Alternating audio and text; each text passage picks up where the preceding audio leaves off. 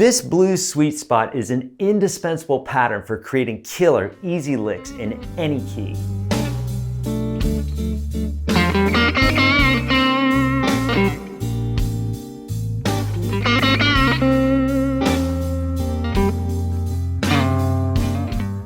If playing the blues seems to escape you, or you've wondered why the standard blues patterns don't work well, or you're looking for the easiest and most tasteful area of the neck that'll have you sounding like a pro, check this out. Playing in this blues sweet spot will allow you to truly understand the basic feel of the blues while allowing you to never get lost again, and you get the entire blues scale with just fingers 1 and 3. All right, there are several things that make this pattern so amazing, but one of the things is that it's super easy to find. Now, for the purposes of what makes this so magical, we're going to be sticking to string sets 1 and 2, 3 and 4, and 5 and 6, okay? You can do it other ways, but I can promise you that if you just stick to doing this, it's going to massively help you without confusing you, okay? So we're just going to be sticking to strings 1 and 2 to start off with this. And so we're doing this in the key of A, and basically anytime you find an A, if you take your ring finger and you put it on that note using string sets 1 and 2, 3 and 4, and 5 and 6, this will be amazing, okay? It will be absolutely revolutionary for you, okay? So here's an A, right? But we want to find it on the second string here. There it is, okay? And I said that you have all the notes of the scale. Here's the 1, here's the flat 3 or the minor 3, here's the 4, here's the 5, and here's the flat 7. So that's the pentatonic scale. And in between the 4 and the 5 is the flat 5, or the blue note, right? So, may not seem too magical yet, but watch this. If we go,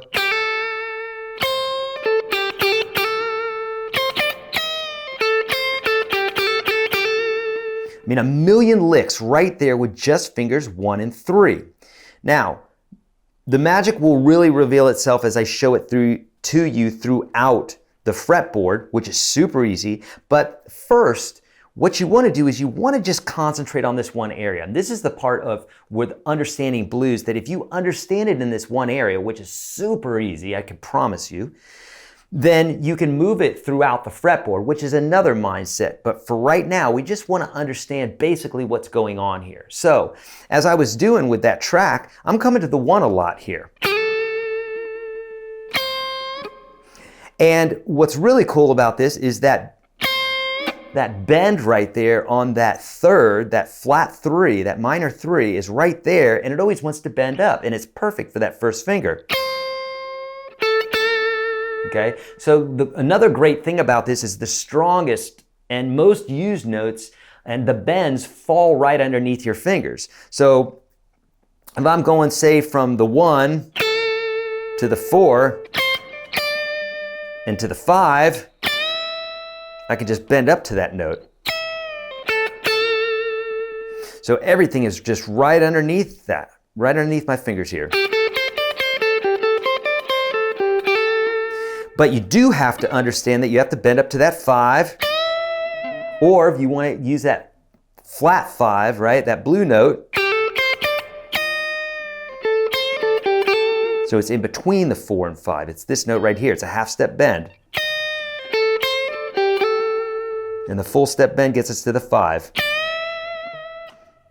Something else that's really magical about this is if we want to bend this note, which is so common in blues, it's right there with your first finger, super easy to bend right there. We don't usually bend with the first finger, but we do bend that note. It sounds great.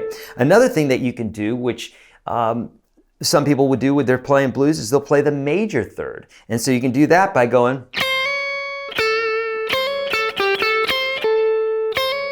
and you can mix it up.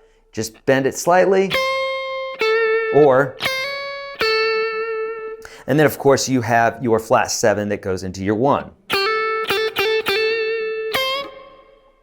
Okay, so before we move on to moving this all around the fretboard, what I want you to do is I want you to use some jam tracks and just get familiar with where these notes are, okay? Because if you start going to all the different areas that I'm about to show you here, you could do that, but if you don't know the blues in that one area I told you, if you just know the blues right here, that basic idea of how the blues feels with this, then you will dominate the fretboard. But before moving on to the different areas, you'd have to really know what you're doing here. So you want to play with this little pattern to some jam tracks before really getting in the weeds, okay, with all the other different areas. Now I'm going to show you the different areas because this is the video that I'm going to do that with, but you want to make sure that you really get that down because knowing the different areas isn't going to help you necessarily unless you know how to play it in one area because we're talking about the same exact notes, right? So check this out. This is using what I call the adjacent string trick or the adjacent string rule, but this is why we want to keep it on strings 1 and 2 because we can do the same thing on strings 3 and 4 and the same thing on strings 5 and 6. Okay, which by the way, I have a PDF for you. Link will be in the description of this video if you need it. It's there for you, okay? So, if I take this, here's our A, right? Remember I said if you can get that A underneath that third finger on strings 1 and 2, 3 and 4, and 5 and 6, you got the same exact licks. This is where you're able to play all over the neck, like I said. So we take this note right here. Right? That's an A. Here's an A.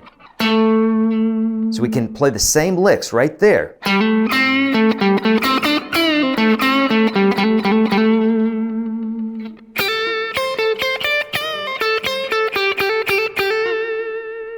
Right? There's an A here. Same thing. Here is an A here.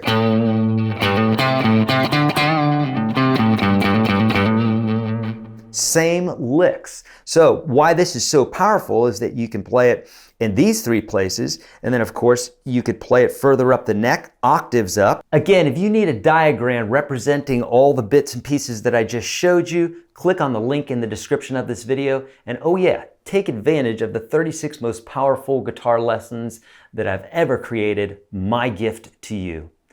Like, subscribe, leave your comments below if you like this video. Thanks so much for watching. I'll see you in the next one.